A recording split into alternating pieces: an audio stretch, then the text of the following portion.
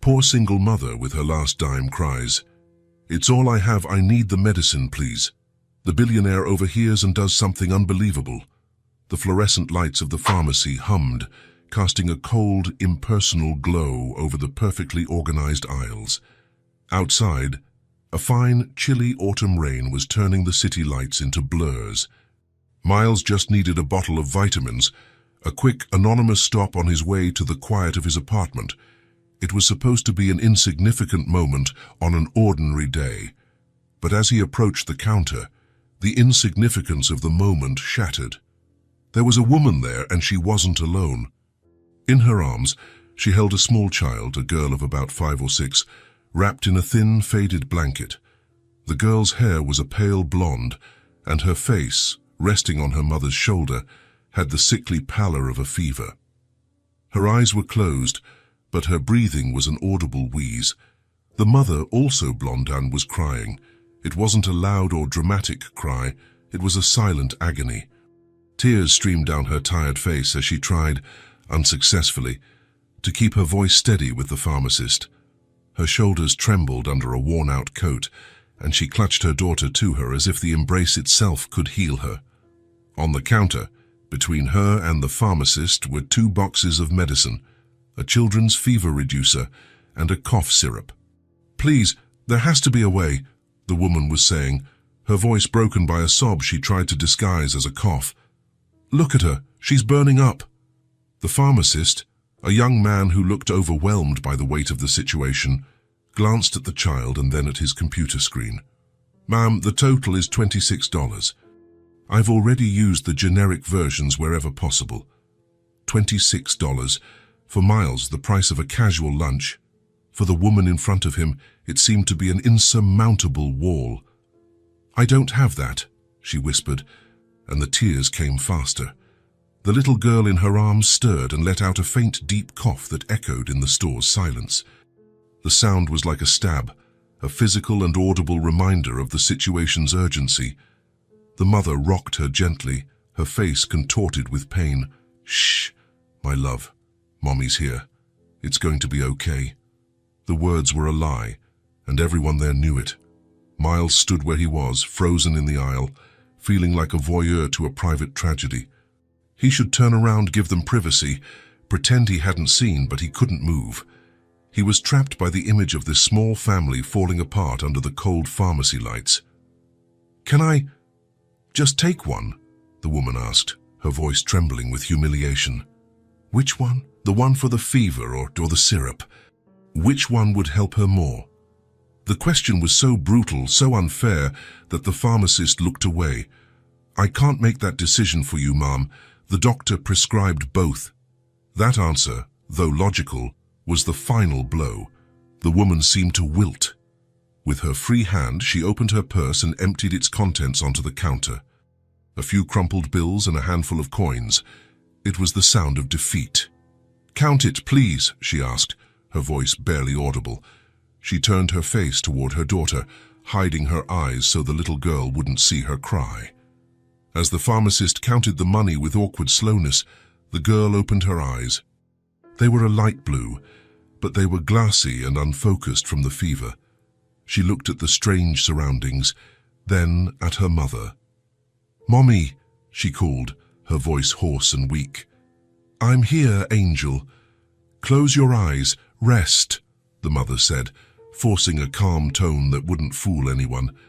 The pharmacist finished counting. He sighed. "You're $9 short, Mom." $9. An eternity. The woman squeezed her eyes shut, as if taking a physical blow. A final tear escaped and dripped onto her daughter's blanket. She looked at the small pile of money, the final proof of her failure. "It's all I have," she said, her voice rising not in a shout, but in a wail that contained all her frustration, fear, and helplessness. "I need the medicine, please. It's all I have." The desperate plea hung in the air, heavy and unanswerable. It was in that moment that Miles's legs finally moved. He didn't make a decision. The decision made him. He walked to the counter, his sudden presence startling the woman who flinched, instinctively protecting her child. Miles didn't look at her. He didn't want to add to her humiliation. He kept his eyes on the pharmacist as he pulled a $50 bill from his wallet and placed it on the counter next to her small pile of coins. "This covers hers," he said, his voice firm and low. He then added his own bottle of vitamins. "And mine. You can keep the change." Silence. A dense, charged silence. The woman turned her head slowly in his direction. Her face was stained with tears, her blue eyes wide with shock and disbelief. Her mouth opened to speak, but no sound came out. She looked at Miles, at the money, at the medicine, as if trying to understand a foreign language. The pharmacist, for his part, seemed flooded with relief. He quickly completed the transaction, put the 2 medicines in a bag, and pushed it toward the woman. "Here you are, ma'am." Miles picked up his vitamins. He didn't want thanks. He didn't want conversation. The intimacy of that moment was unbearable. The gratitude in the woman's eyes was as heavy as her desperation had been. He needed air. He turned and walked toward the automatic door. "Sir!" Her voice reached him, faint but clear. He didn't stop.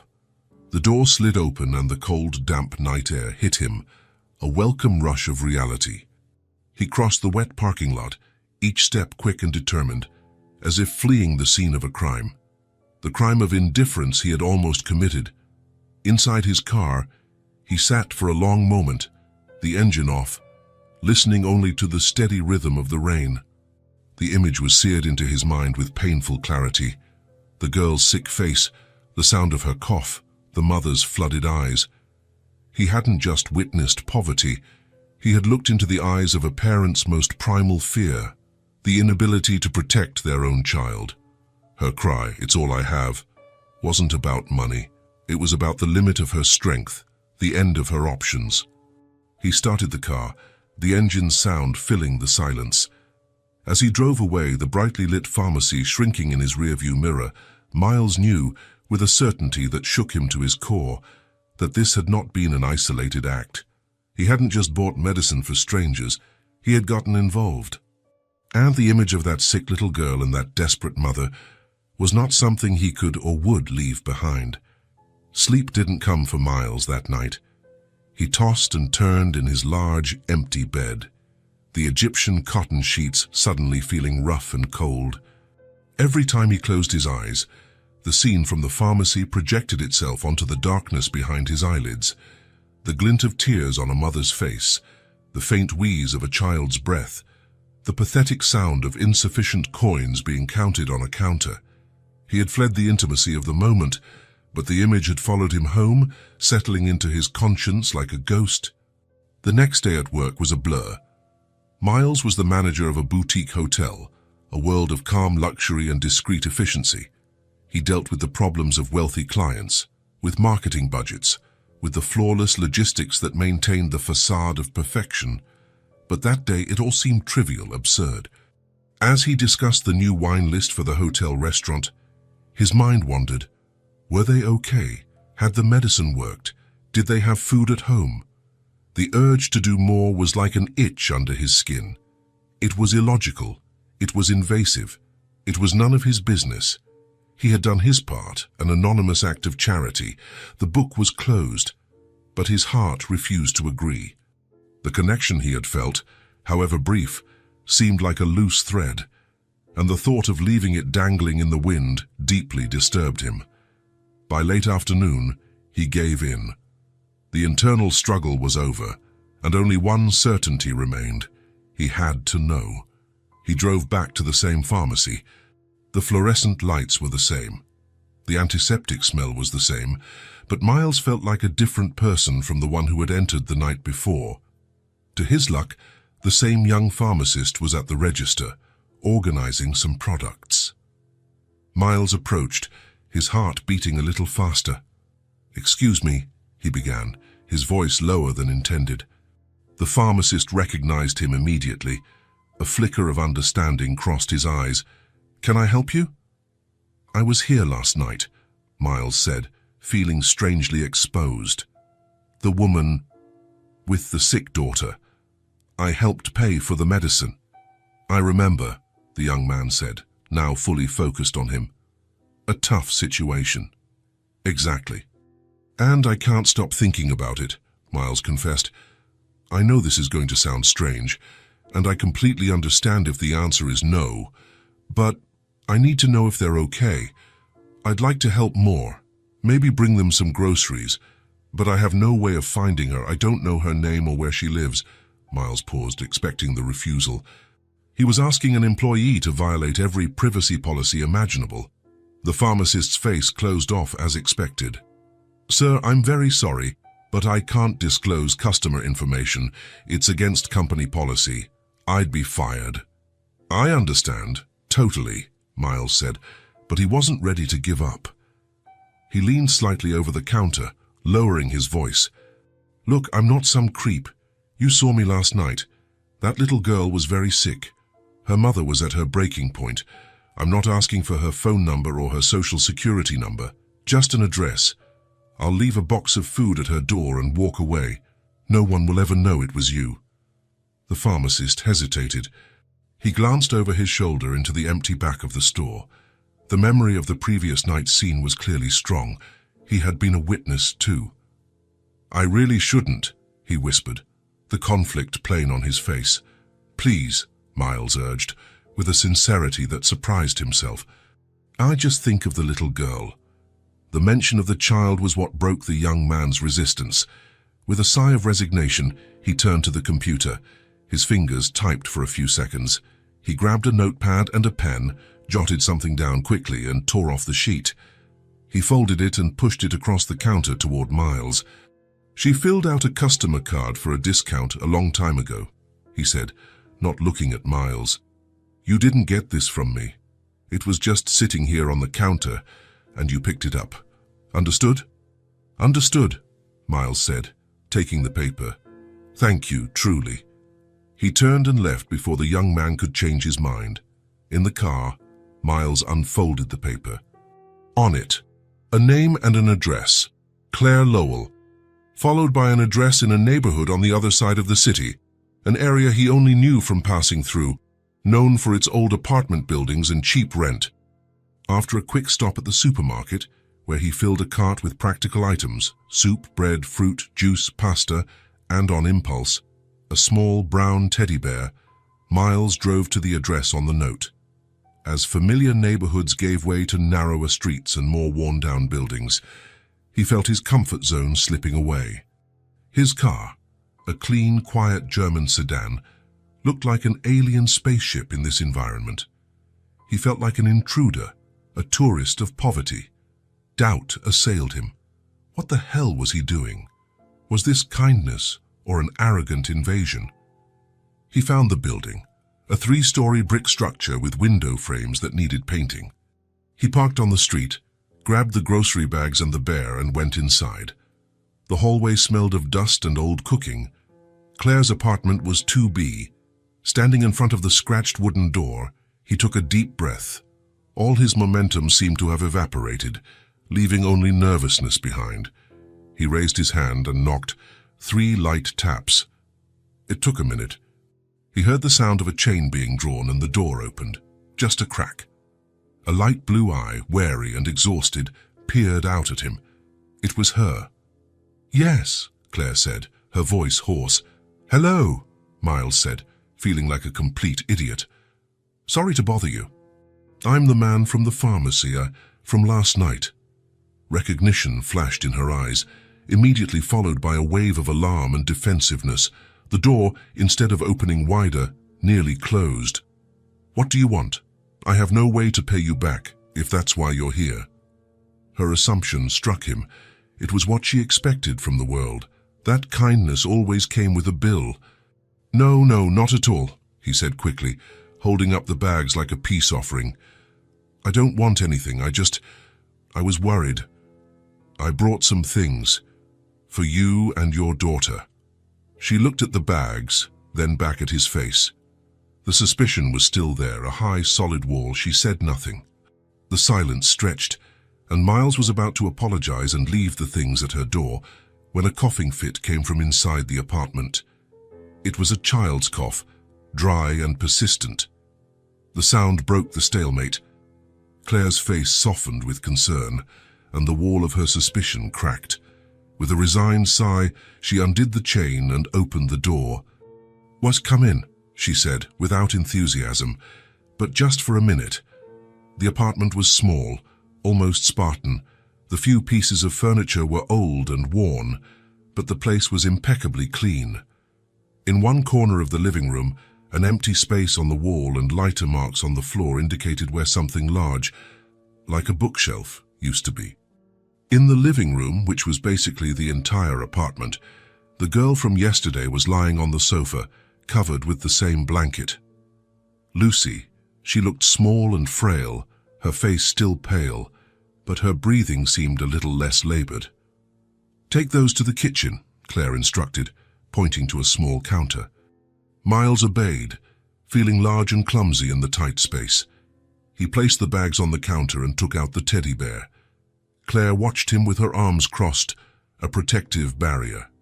"How did you find me?" "I went back to the pharmacy," he admitted. "I convinced the pharmacist to give me your address. I know it was an imposition." "I'm sorry." She didn't answer, just assessed him with that intense, tired gaze. Miles walked over to the sofa. "Hi," he said softly to the little girl. "My name is Miles." He held out the small bear. "I brought a friend for you."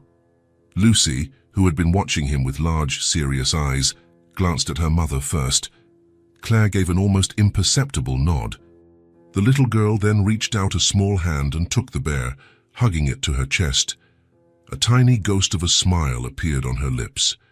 Seeing that smile made the entire awkwardness of the situation worthwhile. "Thank you," Claire whispered from behind him. The words seemed to have cost her a great deal of effort. "You didn't have to do this."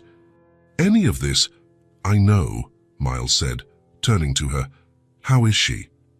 "The fever went down a bit with the medicine," she said, stroking Lucy's hair, "but the cough is still bad. The doctor said it would take a few days." A silence settled between them, filled only by the low sound of a cartoon coming from an old TV. Miles knew he should leave, but he couldn't. There were unspoken questions hanging in the air. "Are you okay?" he asked directly. The question encompassing more than just her health. It was that simple, direct question that seemed to disarm her. She glanced around the nearly empty apartment, and her shoulders slumped a little. "I'll be okay," she said, but there was no conviction in her voice. "So you seem to be going through a tough time," he said, careful not to sound pitying. "I'm sorry, it's none of my business, but—" "No, it's okay." She cut him off with a sigh. She seemed too tired to keep her defenses up. "It's just life." She made a vague gesture at the apartment. "It's obvious, isn't it?" She walked to the window and looked out at the wet street. "I lost my job 2 months ago. I was a waitress at a restaurant downtown. The owner declared bankruptcy overnight. No warning, no severance, nothing." Miles just listened, leaning against the kitchen counter, giving her space. "Lucy's father," she continued, her voice growing quieter. "He left when she was a baby, never looked back. So, it's just the two of us. And I've been getting by, picking up some cleaning gigs here and there, but it's not enough." She turned and looked at the empty corner of the room. "I sold the bookshelf and all my books last week to pay the electric bill. The week before, it was the microwave. I'm selling my life piece by piece, just to keep the lights on and Lucy fed." She said all of this without a hint of self-pity. It was a statement of fact, a cold description of a battle she was fighting alone, in silence. "The money I had at the pharmacy was literally all I had left until the end of the month," she confessed, shame coloring her cheeks. "I panicked." Miles felt a wave of admiration for her that surprised him. In the face of all this, she didn't break. She bent, but she didn't break. There was a strength in her, a quiet dignity that was more impressive than any display of wealth or power he had ever seen. She was a fighter, cornered but still standing. "You're a very strong woman, Claire," he said, and the words came from his heart. She looked surprised, as if no one had said anything like that to her in a long time. She gave a small smile, the first genuine smile he'd seen from her. It was a sad smile, but it was real. "I don't have a choice," she replied. "It's for her." She looked at her daughter, who was now dozing on the sofa, hugging the new bear. "Everything is for her." Miles felt the air in the small apartment had shifted. The suspicion had been replaced by a fragile truce, a connection born from her raw honesty and his willingness to listen. He had come to ease his own conscience, but had found something much deeper. He had found a story of resilience that humbled him. "I should go," he said finally, "but I'd like to come back to see how you're doing, if you don't mind." Claire hesitated for only a second. "Okay," she said, "I don't mind." At the door, he turned back. "If you need anything, Claire, anything." She just nodded. As he walked down the stairs and back into the cold night, Miles knew something fundamental had changed in him. He was no longer a spectator. He had crossed a line, and for the first time in a very, very long time, he felt part of something real. His life, once an exercise in control and predictability, suddenly had a new and unexpected center of gravity, a small, nearly empty apartment on the second floor of an old building where a strong woman fought to protect her sick child. And he knew, with absolute certainty, that he would be back. The days that followed were marked by a fragile, hopeful routine. True to his word, Miles came back. He didn't call ahead. He didn't want Claire to feel she had an obligation to be presentable or to tidy up. He would just show up, usually in the late afternoon, with a simple excuse in his hands. A bag of fresh oranges, a coloring book for Lucy, 2 hot coffees from a nearby cafe. He never stayed long, aware that he was a stranger in their intimate sanctuary. But his calm presence began to become a silent pillar in Claire's day. She found herself waiting for the soft sound of his knock on the door, a brief respite in the long, lonely vigil by the sofa. They spoke little, about trivial things, but in the silence between the words, a mutual trust grew. Miles never offered money, and Claire never asked. His help came in the form of presence, of small gestures that said, "I see you, you are not alone." But Lucy wasn't getting better. The fever would yield to the reducer, only to return hours later, stronger and more stubborn. The cough, far from diminishing, seemed to deepen in her chest, leaving her exhausted and breathless. The teddy bear Miles had given her rarely left her arms, a silent companion in her growing lethargy. One evening, almost a week after their meeting at the pharmacy, Miles arrived to find the apartment door ajar. A bad feeling washed over him.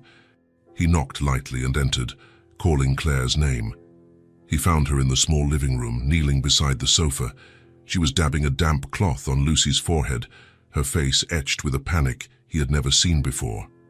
Lucy was practically limp, her eyes half open, her skin having a feverish pale sheen. Her breathing was rapid and shallow, a visible effort with each inhalation. "Claire, what happened?" he asked, urgency in his voice. "She won't really wake up, Miles," Claire said, her voice trembling on the verge of collapse. "I call her name, and she barely responds. Her fever shot up in the last hour, and the medicine isn't doing anything. I don't know what to do anymore." Miles knelt beside her and touched Lucy's arm. The girl's skin was burning. He could hear the wheezing in her chest with every difficult breath. Fear, cold and sharp, struck him. This was no longer a bad cold. This was something dangerous. "We have to take her to the hospital," he said, his voice firm, trying to project a calm he didn't feel. Instantly, the panic on Claire's face twisted into pure terror. It was a different kind of fear, older and deeper. She shook her head, backing away from the sofa. "No, we can't. I'll keep using the cloth. The fever will come down." "It will come down," she repeated, more to herself than to him. "Claire, look at her," he insisted, his voice still gentle but unwavering. "She needs a doctor, now." "No," she said, her voice rising an octave. The tears she had been holding back for days began to flow freely. "You don't understand. What don't I understand? That your daughter is terribly sick and needs help. It was then that the dam broke. The strength he so admired disintegrated, revealing the terrifying vulnerability beneath. I can't afford it, she sobbed, the confession coming out torn, full of shame and desperation. A visit to the emergency room will cost hundreds of dollars. If they admit her, Miles, it will create a debt I can never ever pay off. They'll take what little I have. We'll end up on the street. The impossible choice lay there, naked and cruel, her daughter's health versus their future survival. It was a decision no mother should ever have to make. Miles looked at Claire's anguished face and then at the frail figure of Lucy on the sofa. In that moment, all his hesitations, all the lines he had drawn to not get too involved, vanished. His life, once so calculated and isolated, suddenly had a clear and undeniable purpose. He stood up and held Claire's shoulders, forcing her to look him in the eye. "Then leave it to me," he said, his voice charged with a certainty he felt in every fiber of his being. "Don't think about the money. Don't think about the bills. Think about her. The priority is for her to get better. I'll take care of the rest. Did you hear me, Claire? I'll take care of the rest." She stared at him, shock and disbelief warring with the desperation in her eyes. His promise was so big, so all-encompassing, she could barely process it, but the conviction in his gaze was an anchor in the middle of her storm. Slowly, she nodded, a complete surrender. The action that followed was swift and focused. Miles helped her wrap Lucy in the blanket. He carried her in his arms, surprised by how light she was, and went down the stairs to his car. Claire followed, grabbing only her purse, moving like an automaton. The drive to the hospital was a tense blur. Claire sat in the back seat, cradling Lucy's head in her lap, whispering words of comfort that were as much for herself as for her daughter. Miles drove, cutting through the rainy night, all his senses focused on the task, on the sound of the little girl's labored breathing from the back seat. The emergency room was a chaos of bright lights, beeps, and hurried voices. Claire shrank, overwhelmed by the environment, but Miles took control. He dealt with the receptionist, filled out the admission forms without hesitation, putting his own name and insurance information on the financially responsible line. He answered the nurses' questions with calm precision, shielding Claire from the cold bureaucracy of the crisis. Finally, they took Lucy into an examination room. The wait that followed was torture. They sat side by side in uncomfortable plastic chairs, the silence between them heavy with fear. Miles didn't bother her with empty words of consolation. He just sat there, his presence solid and constant. After what felt like a lifetime, a doctor appeared. He confirmed their worst fears. Lucy's bronchitis had progressed to pneumonia. She was dehydrated, and her oxygen levels were low. She needed to be admitted immediately for intravenous antibiotics and oxygen. Claire collapsed into her chair. But this time, there was a strange sense of relief mixed with the fear. The decision had been made. Lucy was in the right place, getting the help she desperately needed. Lucy was moved to the pediatric wing, a quieter place with walls painted with cartoon animals that seemed to mock the seriousness of the situation. She was placed in a small hospital bed, with an IV in her tiny hand and a thin oxygen tube under her nose. Miles stayed until Lucy fell asleep, the slumber induced by exhaustion and the first dose of medication. He only left when he convinced Claire to lie down in a reclining chair next to the bed. He promised to come back the next day, and he did come back. Every day. His life shifted on its axis. The hotel, his job, his silent apartment. It all became secondary. The hospital became his true destination. He would arrive in the late afternoon after work and find Claire exactly where he had left her, her face pale from sleepless nights. He brought her real food, insisting she eat. He would sit by Lucy's bed, reading stories to her in a low voice when she was awake, or just watching her sleep when she wasn't. He became a constant, reassuring presence in that sterile room. To the nurses, he was the worried father. To Claire, he was the strength that kept her from falling apart. And to Lucy, in her brief moments of lucidity, he was the kind man with the calm smile who had brought her a teddy bear and read about bears who loved honey. In those long days and nights at the hospital, under the artificial light and to the constant sound of the monitors, something fundamental solidified between Miles and Claire. The barriers of shame and charity had dissolved, replaced by a partnership forged in crisis. They were no longer a benevolent stranger and a woman in distress. They were a team. They were two people focused on a single, precious goal, waiting for the fever to finally break. The days in the hospital bled into a week, and the sterile room with its beige walls became a universe of its own for Miles, Claire, and Lucy. Time was measured not by hours, but by nurses' visits, doses of antibiotics, and small signs of progress. That environment, born of crisis and fear, paradoxically became the place where the barriers between them finally crumbled. Away from the pressures of the outside world, the shame of poverty, and the awkwardness of charity, they simply existed together. Miles continued his routine, arriving every day after work, but his role subtly shifted. He was no longer a savior. He was a partner in the tedious and agonizing routine of waiting. They developed a rhythm. While Claire dozed in the armchair, exhausted, Miles would read quietly to Lucy, who began to be able to keep her eyes open for longer periods. When Miles went to get coffee, Claire would tell Lucy about the kind man who was helping them. The conversations between the adults, once cautious, became the foundation of a genuine friendship. Sitting under the dim light of the room's lamp while Lucy slept the healing sleep of the medicated, they began to share pieces of themselves. Claire talked about her passion for gardening, a hobby she had to abandon when she moved into the small apartment. She described the flowers she dreamed of planting one day, and in her voice, Miles heard the woman she was before life became a constant struggle for survival. Miles, in turn, spoke about his work at the hotel. For the first time, he admitted out loud how empty his professional life felt. He described the calculated perfection, the quiet luxury, and the profound loneliness he felt walking through the immaculate hallways to his equally immaculate and empty apartment.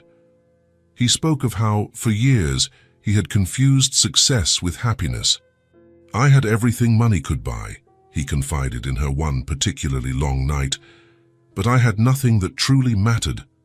Claire listened without judgment, with an empathy that came from someone who knew absence in a much more visceral way.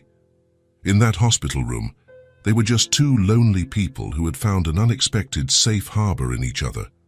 Meanwhile, Lucy bloomed.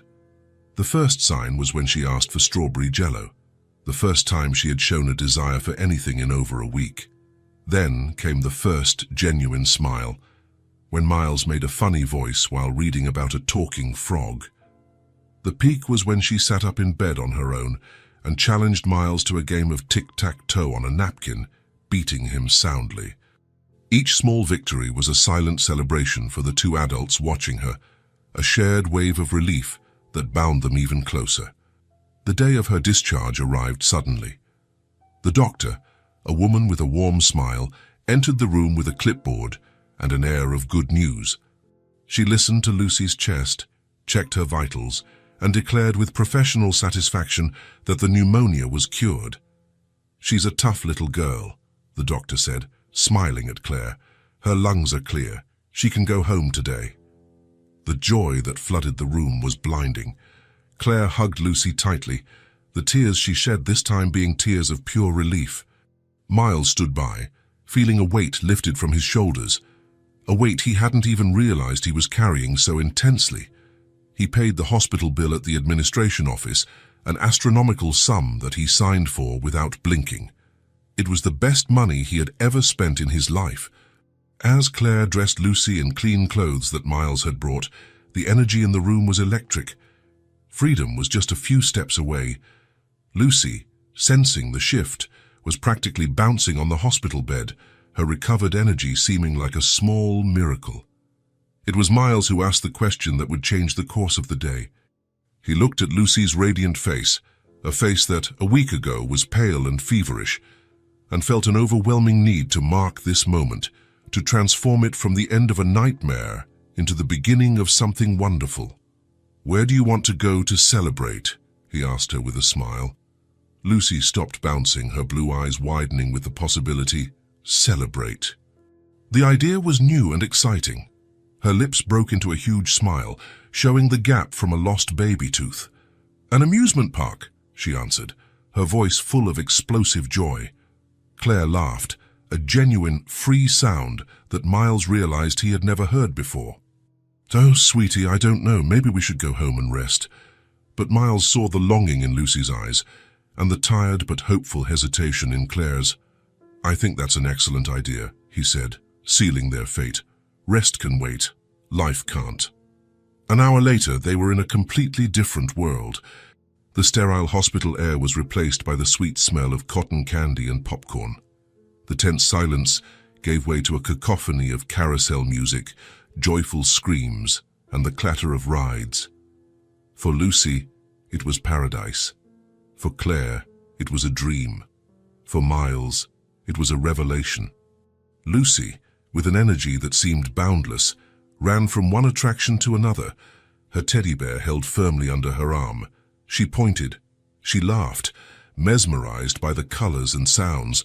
Miles, the reserved businessman, disappeared. In his place emerged a man rediscovering simple joy.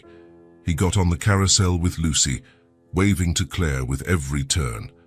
He helped her toss rings onto bottles, cheering loudly when she won a small plastic fish.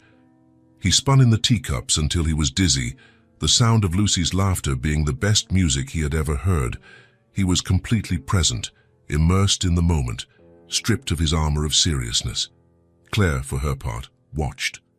At first, her smile was faint, almost shy, as if she were afraid that if she let it out too much, the moment would break. She watched Miles holding Lucy's hand, patiently explaining how a game worked, lifting her up so she could get a better view of a character parade. He wasn't doing it out of charity or obligation. He was having fun, genuinely.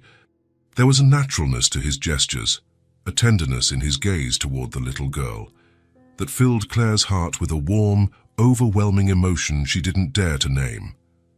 For the first time in years, she wasn't thinking about bills. She wasn't mentally calculating the cost of rent or food.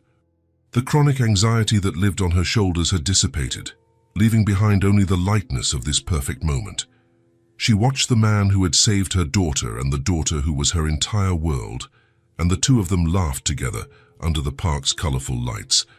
And her smile was no longer faint, it became full, radiant. As evening fell, exhaustion finally caught up with them. They found a stand selling hot dogs and French fries and sat at a picnic table under a string of twinkling lights. Lucy, her face smeared with ketchup, devoured her food, excitedly recounting her favorite parts of the day. The air was calmer now. The frantic energy of the day gave way to a serene contentment. Miles and Claire ate in a comfortable silence, watching Lucy. The park lights reflected in her eyes, and the world seemed simple and good. When they finished eating, Lucy finally quieted down, resting her head on Claire's shoulder, nearly asleep. Miles looked at the scene, the mother and daughter bathed in the soft park light, Claire's profile serene, Lucy's face at peace. The noise of the park around them faded away, and all he could focus on was that small circle of warmth. He thought of his life before them, of his silent apartment, his solitary dinners, his weekends filled with a well-decorated emptiness. It was a life of absence, and now, looking at them, he felt a fullness so intense it almost hurt. He turned to Claire, who felt his gaze and met it. "There's something here I don't want to lose," Miles said, his voice low and laden with meaning. He wasn't talking about the park, the Ferris wheel, or the lights. Claire knew that. He was talking about this feeling, Lucy's laughter, the peace on her own face, the sense of belonging that enveloped them like a blanket. She didn't answer with words. She didn't have to. In her eyes, he saw that she understood, that she felt the same. A deep understanding passed between them, a silent acceptance that something irrevocable had happened. They didn't say the words yet. They didn't speak of love or a future. But sitting at that picnic table, with the smell of sugar in the air and the park lights twinkling around them, they were no longer three separate individuals. That day, they had become something new. They were becoming a family. The drive back from the amusement park was quiet, filled only with the soft hum of the car's engine and the peaceful breathing of Lucy, who had fallen asleep in the back seat, exhausted and happy, her face still slightly sticky with cotton candy. When Miles parked in front of Claire's building, he turned and saw her watching her daughter in the rearview mirror, a tender smile on her lips. Without a word needing to be said, he got out of the car, opened the back door, and with infinite care, lifted Lucy into his arms. She barely stirred, nestling her head against his shoulder as if it were the most natural place in the world. Claire unlocked the apartment door, and Miles followed her inside, tiptoeing to Lucy's small bedroom. He laid her down on the bed, and Claire covered her, tucking the teddy bear in beside her. For a moment, they both stood in the dimness, side by side, just watching the little girl sleep. In that silence, in that simple domesticity, there was an intimacy neither of them would have ever expected to feel.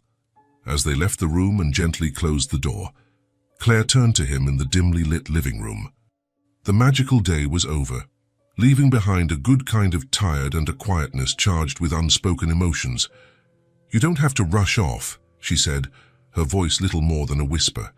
"Can I make you some tea?" The invitation was simple, but Miles understood what it meant. It wasn't just politeness, it was a desire to prolong the day, to not let the connection they had found dissipate with the night. "I'd love that," he replied. They sat at the small kitchen table, the same spot where he had found her in despair days before. Now the atmosphere was different, it was calm. With warm mugs between their hands, they sat in silence for a while, both lost in thought. It was Claire who broke it, her voice soft in the quiet of the night. "I've never seen her so happy. Today was the best day of her life. Thank you, Miles." "I'm the one who should be thanking you," he answered, sincerely. "I think it was one of the best days of my life, too." He gave a small smile, looking down at his mug. "It's funny, you saw me with her today, and you must think I'm good with kids." "You are," Claire affirmed. "She adores you. It's natural for you." Miles let out a low, almost humorless laugh. "The truth is," he said, raising his eyes to meet hers, "I have no idea what I'm doing." Claire looked at him, confused, waiting for him to continue. "I've never had children," he revealed, the confession hanging in the quiet air between them. "In fact, I've never had nieces or nephews or young cousins around. I've never been around children, ever. Today with Lucy was the closest experience I've ever had." He paused, gathering his thoughts, deciding to be completely honest. "It was always a choice. I built my life to be organized, predictable, and children are the opposite of that, aren't they? They're chaos in human form." He smiled faintly. "To be honest, I've always been afraid of getting attached. Of what it demands of you, of what it can take away, of how much it can hurt if something goes wrong. So I just avoided it. It was easier to keep everyone and everything at a safe distance." He glanced toward Lucy's room. "And then I met you two, and all of that was thrown out the window. Being with her today, seeing her laugh, it was the most terrifying and wonderful thing I've ever felt." He finished, feeling vulnerable, as if he had just confessed his deepest secret. Claire said nothing. She didn't offer words of comfort or easy praise. She just listened. Her calm, understanding eyes gave him the space to be honest without fear of judgment. In that respectful silence, Miles felt an acceptance he had never known. After a long moment, it was Claire's turn to share a piece of her own story, an exchange of vulnerabilities. "You heard me say at the hospital that her father left," she began, her voice steady, factual. "But I never told the whole story. He didn't leave after a fight or because the love was gone. He just disappeared." Miles watched her, his heart aching, but he remained silent, giving her the same respect she had given him. I was 7 months pregnant. One day, he left for work and never came back. The police looked for him. There was no accident, no crime.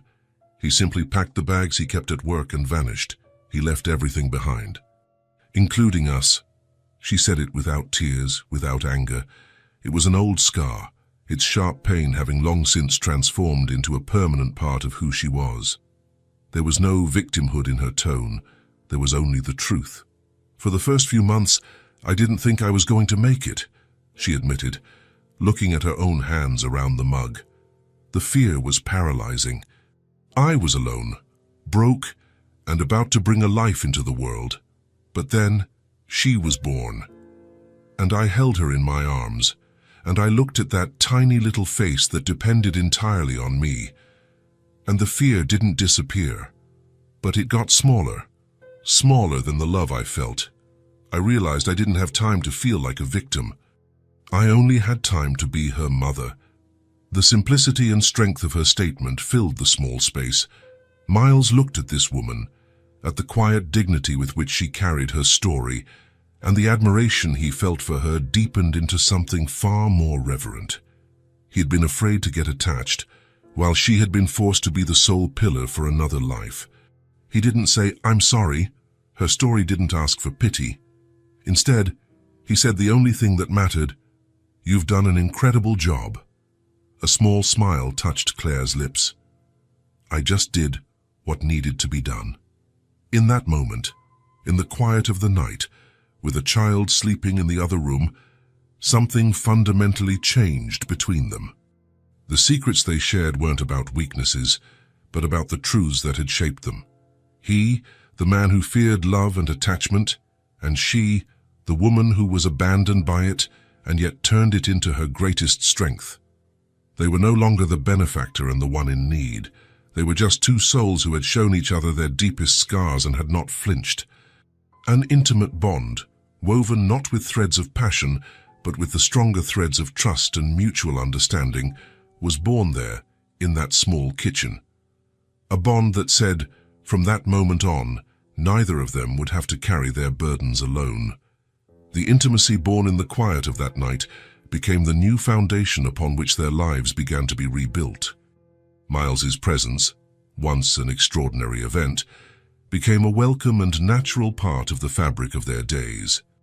Their relationship evolved. The dynamic of savior and saved was replaced by an easy partnership, a genuine friendship that breathed in the small moments. The coffee he brought for Claire on cold mornings, the way she saved him the last piece of a pie she'd baked, the shared laughter when Lucy told a nonsensical joke. Miles watched Claire in her tireless search for a new beginning.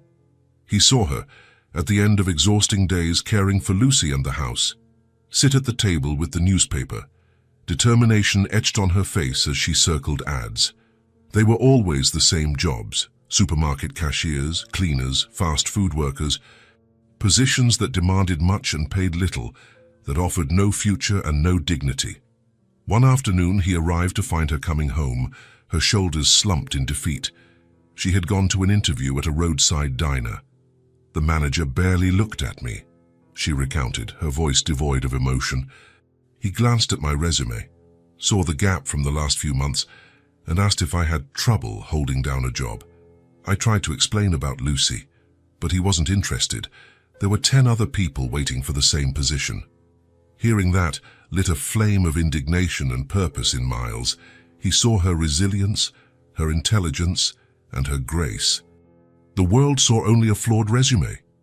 In that moment, an idea that had been forming in his mind crystallized into a plan of action. A few days later, he extended the invitation. "Claire, I want to show you where I work. I want you to see the Wakefield Hotel, but not as a stranger. Come have coffee with me tomorrow. We can bring Lucy. The pastry chef makes a chocolate cake that's practically a crime. It's so good." Claire's first reaction was to pull back. The image of the Wakefield How, with its reputation for luxury and exclusivity, was intimidating. "Miles, I wouldn't feel comfortable. It's another world. I don't have anything that would fit in there." "The only thing you need to fit in there is to be yourself," he said, his voice gentle but firm. "You'll be with me. No one is going to judge you. Trust me." And she did trust him. The next day, she got ready with a care she hadn't taken in a long time. She chose a simple but elegant dress she kept for special occasions that never came. When Miles saw her, he smiled. "You look beautiful." Entering the lobby of the Wakefield Hotel was like stepping into another dimension. The air was cool and lightly scented, with the aroma of lilies. The sound was hushed, a mix of low-voiced conversations and a soft piano melody coming from somewhere unseen. Well-dressed guests moved with a calm urgency, and the staff, in their impeccable uniforms, attended to everyone with serene efficiency. Claire felt exposed, as if her hardships were written on her face. But Miles placed a hand lightly on her back, a grounding gesture of reassurance, and guided her to a table in the hotel cafe. While Lucy delighted in her cake, completely oblivious to the opulence around her, Miles and Claire talked. He made her feel at ease, telling funny stories about eccentric guests and the small daily disasters that happened behind the facade of perfection. He made her laugh, and with her laughter, her tension melted away. It was then that he guided her to the real reason they were there. He nodded his head toward the reception desk. "Just watch for a bit," he asked. Claire watched. She saw the receptionist handle a couple who had lost their luggage, the calm in her voice, the way she reassured them. She saw her give directions to a confused tourist, the patient smile on her face. She saw her answer the phone, make a reservation, and greet an arriving guest, all with unruffled grace. "What do you see?" Miles asked. "Efficiency, professionalism," Claire answered. "I see more than that," he said. "I see someone whose main job is to make people feel safe and cared for, and that's why I brought you here." He turned to her, his gaze intense and serious. "Claire, the morning shift receptionist left us last week. The position is open, and I can't think of anyone more qualified to fill it than you." Claire was speechless. A whirlwind of thoughts hit her. "Me? Here? Impossible. I only know how to wait tables. I don't know how to use those computers. I'll fail." "I can't, Miles," she whispered, fear and self-doubt overwhelming her. "I don't have the experience. I would mess everything up." "Do you remember the night I found you at the hospital?" he asked. "You were exhausted, terrified, but when the nurse came to ask questions, you answered every single one with clarity and dignity, even as your world was collapsing around you. That's grace under pressure." He continued, "I see how you are with Lucy. The infinite patience, the ability to hear what she really needs even when she's just crying. That's empathy. That's tact." He leaned closer, his voice low and convicted. "I can't teach you those things, Claire. They are part of who you are. How to use a reservation software. I can teach you that in 2 days." He paused, letting the weight of his next words settle. "You have tact, empathy, and dignity. That's everything a guest needs. And it's everything this place needs." His words were like water on dry land. He wasn't just offering a job. He was giving her back a sense of worth that life had stolen from her. He saw her. He saw the strength behind the weariness, the competence behind the need. The tears that welled in Claire's eyes were not of sadness or fear. They were of a gratitude so profound it left her breathless. For the first time in years, she felt powerful. "Yes," she said, her voice clear and strong, echoing with a new sense of purpose. "Yes, I'll take the job." That yes was the sound of a door opening to a new world. The following week, Claire Lowell put on the elegant uniform of the Wakefield Hotel. She felt the quality fabric, the perfect tailoring, and she felt like a new woman. Standing behind the polished marble counter, she discovered a confidence she didn't know she possessed. And, as Miles had predicted, she was a natural. Financial stability brought with it the next big step. Lucy, who had been spending her days at home with a neighbor, could finally start school. The first day of school was a monumental event, a rite of passage for their new life. Miles insisted on being there. He picked them up in the morning, finding Lucy vibrating with excitement in her new dress and a pink backpack, almost bigger than her, on her shoulders. Claire, meanwhile, looked ready to burst with pride and anxiety. At the school gate, surrounded by other parents and children, they felt, for the first time, like an ordinary family doing something perfectly normal. Miles knelt in front of Lucy. "Ready for the big adventure?" he asked. She nodded, her eyes shining. "Remember," he continued, "be brave, be kind, and learn everything you can." He gave her a hug, and Claire felt her heart expand. As Lucy ran off to meet her new teacher, Claire and Miles stood watching her go. A look of deep understanding passed between them. It wasn't just Lucy's first day of school. It was the first day of the rest of their lives. And so a new routine, so beautiful in its simplicity, took shape. It was a daily choreography with 3 dancers. Claire went to the hotel early, so Miles took over the mornings. He arrived punctually, made breakfast with Lucy, and they would talk about their plans for the day. The car rides to school became Miles's favorite time. He learned all the words to cartoon theme songs and discovered that a 6-year-old's questions were more profound than any business negotiation. Lunch was their meeting point. The hotel, once a symbol of an inaccessible world, became the center of their universe. Miles and Claire would meet, walk together to the school to pick up Lucy, and the 3 of them would share an hour of happy normalcy, whether in the staff cafeteria or on a sunny park bench. Miles's small gestures were the mortar that solidified the structure of their lives. A single flower left at the reception desk for Claire, a book about stars for Lucy, because he overheard her ask about the moon. He wasn't trying to buy their affection. He was simply showing day after day that he paid attention, that he cared. One day, Lucy's teacher commented to Claire at the end of the school day, "Miles seems like a wonderful father," she said with a smile. And today Lucy was telling a little friend about him.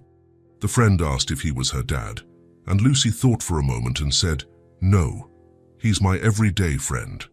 When Claire told Miles this that evening, he was silent for a moment, visibly moved. Everyday friend. It was the most important title he had ever received. That night, after Miles had left and Lucy was asleep, Claire stood in the living room. The streetlights filtered through the window, illuminating the clean and tidy space. There were no more empty spaces on the shelves. Instead, there were children's books, a small vase with a flower, and photos Miles had taken of them at the park and on the first day of school. She thought about her old fear, the fear of trusting someone, of allowing herself to be vulnerable again. Looking back, she couldn't pinpoint the exact moment that fear had vanished. It had simply eroded, day by day, under the constant, gentle pressure of Miles's kindness.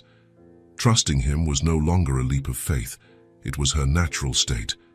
He hadn't just opened a door to a job. He had opened the door to her heart. Not with a key, but by simply waiting patiently outside until she felt safe enough to open it herself. And now, the door was wide open, and the house, once dark and empty, was filled with light. The door to Miles's apartment clicked shut behind him, and the sound was sharp and heavy in the silence that greeted him. It was almost 10 at night. He had just left Claire's apartment, where the air was still warm from the dinner they had made together and the sound of Lucy's laughter. Protesting bedtime still echoed in his ears. He had read one last story, received a sleepy goodnight hug, and exchanged a long, warm look with Claire at the door. And now, he was home. His apartment was the epitome of modern success, a spacious, minimalist-designed space with floor-to-ceiling windows revealing a breathtaking view of the city lights. The furniture was Italian, with clean lines and neutral colors. The walls were white, adorned with 1 or 2 abstract art pieces that had cost a small fortune. Everything was impeccable. There wasn't a book out of place, a glass out of the cupboard, a trace of clutter. For years, this place had been his sanctuary, his refuge from the chaos of the world, the physical proof of his achievements. He would come home from work, put on soft ambient music on his state-of-the-art sound system, pour himself an expensive whiskey, and appreciate the order, the peace, the silence. But tonight, for the first time, the silence didn't feel peaceful. It felt like a void. He walked through the living room, his footsteps echoing on the polished hardwood floor. The cold city light streamed through the windows, bathing the expensive furniture in a ghostly glow. He didn't turn on the lights. The darkness felt more honest. He stopped in front of the window, looking out at the pulsating city below. Thousands of lights, thousands of lives happening in apartments and houses, and his was just one more point of light, indistinguishable from the others. Before, this view made him feel powerful, on top of the world. Now, he just felt incredibly, profoundly alone. He reached into his coat pocket for his keys and his fingers brushed against a folded piece of paper. He took it out. It was a drawing Lucy had made for him that evening, a solemn gift before bedtime. He brought it to the dim light of the window to see it better. The drawing was simple, made with the wonderfully skewed logic of a 6-year-old. There were 3 stick figures holding hands. One was small, with scribbled yellow hair and a pink dress. Next to her, a slightly taller figure, also with yellow hair. And next to them, a tall figure, with dark hair and broad shoulders. Above them, a sun smiled in the corner of the page, and a disproportionate house with a chimney puffing out heart-shaped smoke completed the scene. He traced the crayon lines with his finger. Its simplicity, the pure and uncomplicated declaration of affection, hit him with unexpected force. That piece of paper held more life and more warmth than his entire perfectly designed apartment. His mind began to drift, comparing the 2 worlds he now inhabited, his world and theirs. Their world was the small apartment, with its second-hand furniture and the constant smell of home-cooked meals. It was a world of sounds. Lucy's voice singing a song from school, the sound of the TV tuned to cartoons, Claire laughing at something he'd said. It was a world of small messes that were, in fact, signs of life. Toys on the living room floor, a pair of small shoes left near the door, drawings like that one held by magnets on the refrigerator door. His world, in contrast, was this vast, silent space. The only sound was the low hum of the stainless steel refrigerator or, sometimes, the distant echo of a siren. There were no toys on the floor. There were no drawings on the refrigerator. There was no smell of anything but lemon-scented cleaning products. He looked around at his huge, empty home, and a sentence formed in his mind with crystal clarity. Before, my home was a palace. Now, I see it's just a shell. Real life wasn't here, within these silent walls and expensive artworks. Life was in the cozy chaos of Claire's apartment. It was in the grape juice stain on the sofa they couldn't get out. It was in the pile of children's books next to Lucy's bed. It was in the sound of Claire's voice saying his name. What he once called peace, he now recognized as absence. What he called order, he now saw as sterile. He had built an entire life based on avoiding attachment, on maintaining control, on protecting himself from potential pain. And in doing so, he had also protected himself from all the joy. He hadn't realized how gray his existence was until Claire and Lucy came into it and painted it with vibrant colors. He, who had always considered himself a man who leaves, who keeps his distance, realized that, over the past few months, he had unintentionally become a man who stays. He stayed for dinner. He stayed to read a story.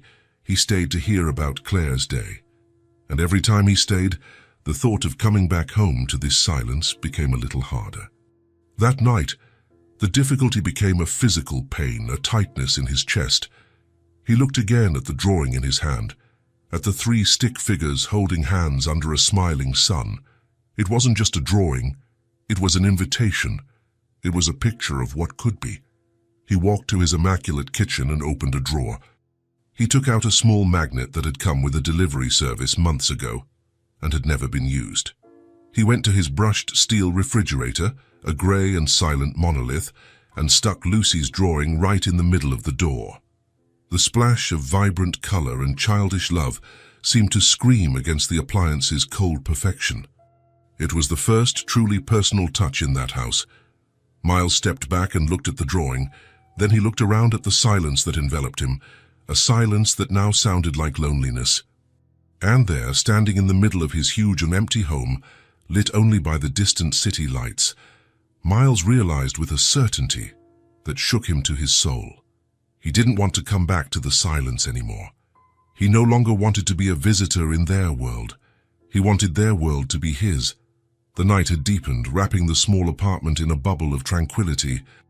The scent of roasted chicken from dinner still lingered lightly in the air, mixed with the smell of buttery popcorn.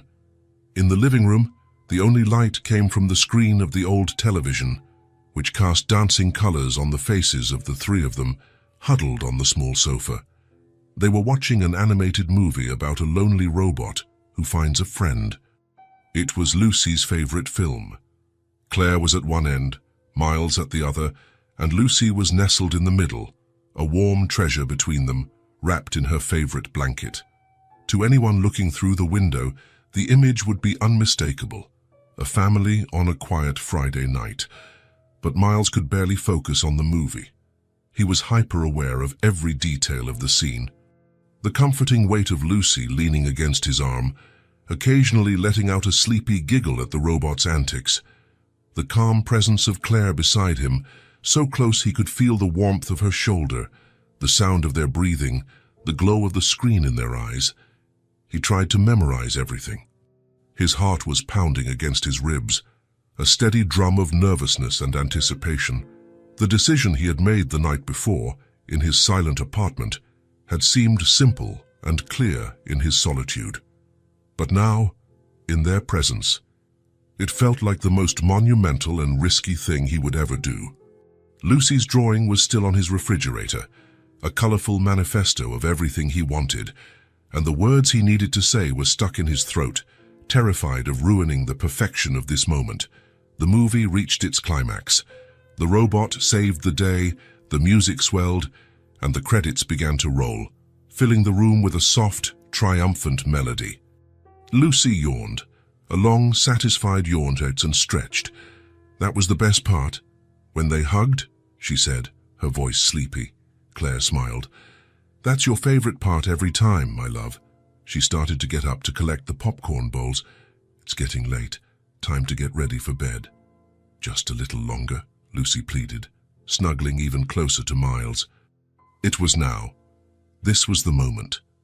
The world was quiet, the day was over, and their hearts were open. Claire, wait, Miles said, his voice a little hoarser than usual. Just a minute. Claire paused, sensing the sudden shift in the atmosphere. She looked at him, her face questioning in the dim light. She saw the seriousness in his eyes and sat back down, silent. Miles took a deep breath, the air feeling heavy in his lungs. He gently turned to Lucy, brushing a strand of blonde hair from her face. "Lucy," he called, his voice low. She looked up at him, her blue eyes bright, full of sleep and affection. "Yes?" He swallowed, searching for the right words. The words he had been rehearsing in his mind.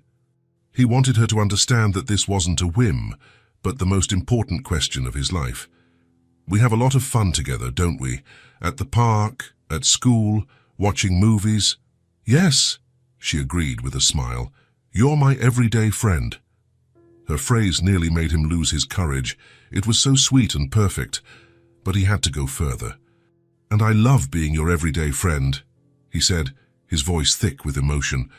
"But I was thinking, what if I could be something more?" He looked from Lucy to Claire, a silent appeal, and saw in her eyes a trembling encouragement. He turned back to Lucy. "I know I wasn't here when you were born, and I'm not like your friends' dads, but I love you and your mum more than anything in the world." He paused, his heart hammering. "Lucy," he said, his voice finally breaking a little, "would you let me be your dad?"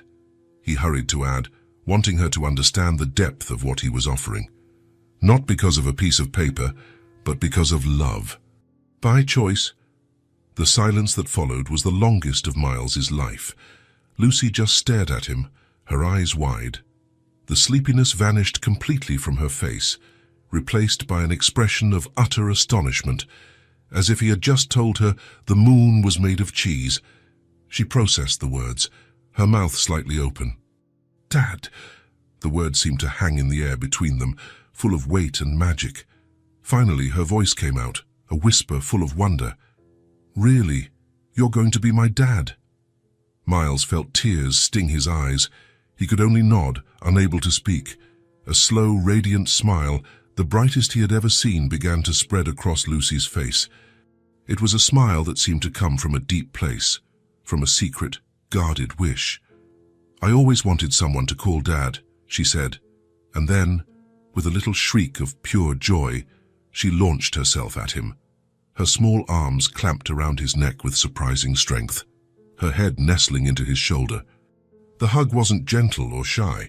It was an explosion of years of longing, of acceptance, and of pure happiness. And that's what broke Miles. The man who had built walls around his heart, who valued control above all else, came undone in the arms of a 6-year-old girl. The tears he had been holding back rolled down his face, hot and uncontrollable. They were tears of relief, of gratitude, of a joy so overwhelming it hurt.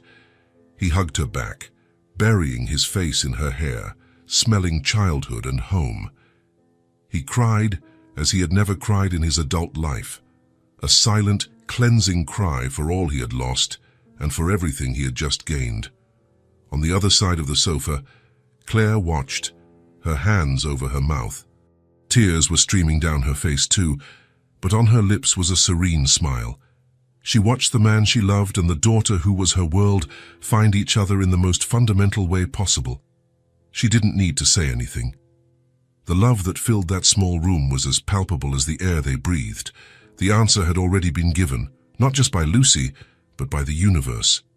Miles finally managed to compose himself, though sobs still shook his body.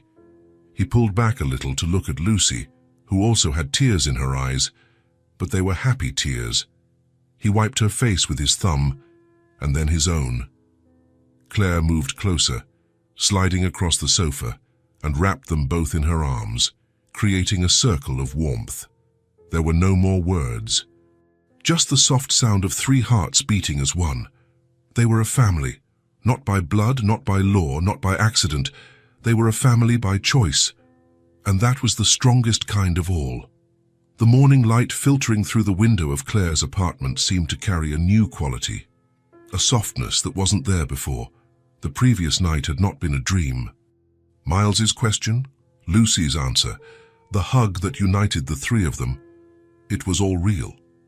And this new reality hung in the air, vibrating with a silent promise. Breakfast was a dance of familiar gestures, now laden with deeper meaning. When Lucy, telling a story about school, referred to Miles as Dad, with the naturalness of someone who always had, a moved silence fell over the table. Miles met Claire's gaze, and in that look, he saw the reflection of his own stunned joy. They were no longer 3 people orbiting each other. They were a solar system, with a new gravitational center of love and belonging. It was amidst this newfound happiness that Miles knew the next stage of their journey together could not be delayed. Claire's small apartment, which had for so long been a bastion of her strength and survival, was also a time capsule of her hardships. His own home, in contrast, was a blank canvas, a vast and silent space that longed for color, for life, for a story. He waited for Lucy to go to her room to play before he spoke, wanting this moment to be just between him and Claire. "I've been thinking," he began, his voice calm but with a seriousness that made her put down her coffee cup, "about how we live, rushing between your place and mine, carrying backpacks and bags, living in 2 places at once. It doesn't make sense." He reached across the table and covered her hand with his, feeling the familiarity of her touch. "My house is just an address, Claire, a set of empty rooms. I spent years filling it with things, thinking that would make it a home, but I was wrong. A home isn't made of things, it's made of people. It's made of the sounds of those you love. My house is only silent and empty when you're not there." His eyes were sincere, pleading, "I want my home to be where you two are, always. I want you to come live with me." The proposal, so simple and so immense, filled the space between them. Claire felt her heart race. Joy bubbled up inside her, immediate and overwhelming, but it was followed closely by an old shadow of fear. Not fear of Miles, but of herself. "Miles," she began, struggling to find the words. "Of course, I want to. More than anything. But this place," she gestured to the small apartment, "as much as it isn't much, it's mine. It's what I built, what I held together on my own. Moving into your house, and it's a huge step. I'm afraid of losing myself in there, of forgetting the woman who had to be strong to survive." Miles squeezed her hand, the understanding in his gaze a soothing balm. "Claire, the woman who had to be strong to survive is the woman I fell in love with. I would never want you to lose her. You wouldn't be moving into my world. We would finally be joining ours. This isn't about me taking care of you. It's about us taking care of each other, about building something new, together." He paused, a playful glint in his eyes. "And to prove I'm serious about building together, there's a project I've been working on that I need your final approval for. And Lucy's." That Saturday, he brought them to his house. The afternoon light danced on the polished surfaces. Miles gave a small tour, showing them the master bedroom, which had a spectacular view of the city, and a second bedroom he used as an office. Claire noticed that a third door in the hallway remained closed. "I know the house seems a bit sterile," he said with a self-deprecating smile, "but I've started a renovation project. I started with the most important room." He led them to the closed door, his hand hovering over the knob with theatrical anticipation. "For the past few weeks, I've had a little help from some decorating elves, and they've prepared something special for the newest resident." He opened the door. The silence that followed was one of pure wonder. The room was a masterpiece of love. The walls, once a lifeless beige, now glowed in a warm, welcoming shade of peach pink. In the center, a white canopy bed seemed to float, with veils of translucent white fabric falling gently around it like a cloud. The window curtains were light and airy, with a delicate pattern of tiny cherry blossoms that seemed to dance in the breeze. On the floor, a circular rug so plush it looked like snow invited one to step on it. In a corner, a small white bookshelf was already stocked with books whose colorful spines promised adventures. Next to it, a child's desk with a full set of art supplies awaited a masterpiece. And on the main wall, in a white wooden frame, an art print displayed a single word in elegant golden script, surrounded by a swirl of stars: Lucy. Lucy, who had been holding her mother's hand, let go and took a step inside, her eyes as wide as saucers. She spun around slowly, taking in every detail as if she had stepped into a fairy tale. She touched the texture of the rug with the tip of her shoe. She ran her fingers along the spines of the books. Finally, her eyes settled on the bed. With a shriek of pure joy that echoed through the silent house, she ran, climbed onto the bed, and began to jump, her laughter filling every corner of the room, of the house, of Miles's heart. "It's the most beautiful room in the world," she declared between jumps. "It's my princess room, for real." "Yes, for real. My princess," Miles said, his voice thick with emotion. Claire, leaning against the doorframe, watched the scene with tears of happiness streaming down her face. It was more than she had ever dreamed of for her daughter. She turned to Miles, who was watching her, waiting for her verdict. "How did you know?" she asked, her voice a whisper. "Everything. It's exactly what she loves." "I've been paying attention," he answered simply. He moved closer, his gaze tender. "I wanted the first room she saw as hers in this house to be more than just a place to sleep. I wanted her to know that this space belongs to her, that she has a home, a safe place where she belongs unconditionally." Claire threw her arms around his neck, burying her face in his shoulder. "You did it," she said. "Thank you." The move was less a logistical operation and more a joyful ceremony of fusion. Claire and Lucy's few boxes were unpacked, and their contents, a worn photo album, a favorite flower vase, Lucy's beloved toys, spread throughout the house, filling the empty spaces with personality and warmth. A few weeks later, on a sun-drenched Sunday morning, the house was no longer Miles's, it was theirs. The scene in the kitchen was one of perfect, chaotic domesticity. Claire, wearing one of Miles's shirts over her pajama pants, was at the stove, flipping banana pancakes, her specialty. The sound of the batter hitting the pan and her voice humming a soft tune were the morning's soundtrack. Lucy was sitting at the marble island, which now had a nearly imperceptible scratch where she had dropped a fork. She was no longer drawing on loose sheets of paper, but in a hardcover sketchbook Miles had given her, her tongue sticking out in concentration. The art gallery on the refrigerator door had expanded, now including photos of the three of them at the amusement park. Miles, in for his part, was in charge of the coffee. He moved through the kitchen, now filled with colorful mugs and cereal boxes, with a familiar grace. He picked up Claire's favorite mug, one she had brought from her old apartment, with a tiny chip on the rim, and filled it. He paused for a moment, leaning against the counter, and just soaked in the scene. The sunlight streamed in, making Claire's hair shine and illuminating the vibrant colors of Lucy's drawing. The smell of fresh coffee and sweet pancakes hung in the air. The house was full of light, of smells, of sounds, of love.